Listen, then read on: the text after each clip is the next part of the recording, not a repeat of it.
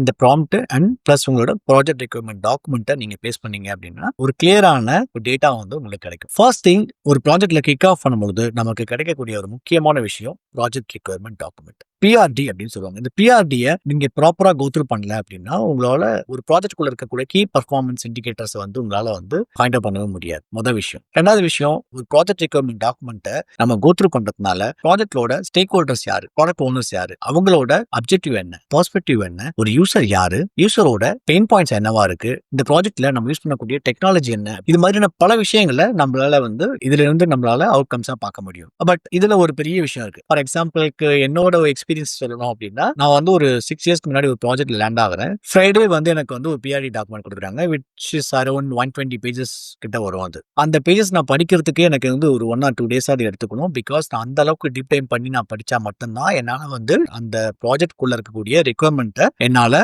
கரெக்டா கேதர் பண்ண முடியும். பட் எனக்கு என்ன பிரச்சனை ஆகி போச்சு அப்படின்னா, மண்டே வந்து நான் அதை வந்து ஒர்க் ஷாப் வந்து நான் கண்டக்ட் பண்ணணும். இந்த மாதிரியான சிச்சுவேஷன் தான் நமக்கு வந்து ஏஏ ஒர்க் ஆகும். இப்போ நான் கொடுக்குற இந்த ப்ராம்ப்டை யூஸ் பண்ணீங்க அப்படின்னா அந்த 120 பேஜஸும் வந்து நீங்க போயிட்டு ஈச் அண்ட் எவ்ரி பேஜஸும் நம்ம ரீட் பண்ணணும் அவசியமே இல்லை. நீங்க இந்த கிளியரான ஒரு ப்ராம்ப்ட் நீங்க கொடுத்தீங்க அப்படின்னா உங்களுக்கு வந்து ChatGPT இல்ல Copilot இல்ல நீங்க எது மாதிரியான ஒரு ஏஐ டூல் யூஸ் பண்ணீங்களோ அந்த ஏஐ டூல்ல இந்த ப்ராம்ப்ட் அண்ட் பிளஸ் உங்களோட ப்ராஜெக்ட் ரெக்யர்மெண்ட் டாக்குமெண்ட்டை நீங்க பேஸ்ட் பண்ணீங்க அப்படின்னா ஒரு கிளியரான ஒரு டேட்டா வந்து உங்களுக்கு கிடைக்கும். இந்த டேட்டாவே உங்களுக்கு சஃபிஷியண்டா இருக்கும். You don't need to go through each and every pages. Instead of that இந்த ப்ராம்ப்டை யூஸ் பண்ணி உங்களோட டேட்டாவை நீங்க எக்ஸ்ட்ராக்ட் பண்ணிக்கலாம்.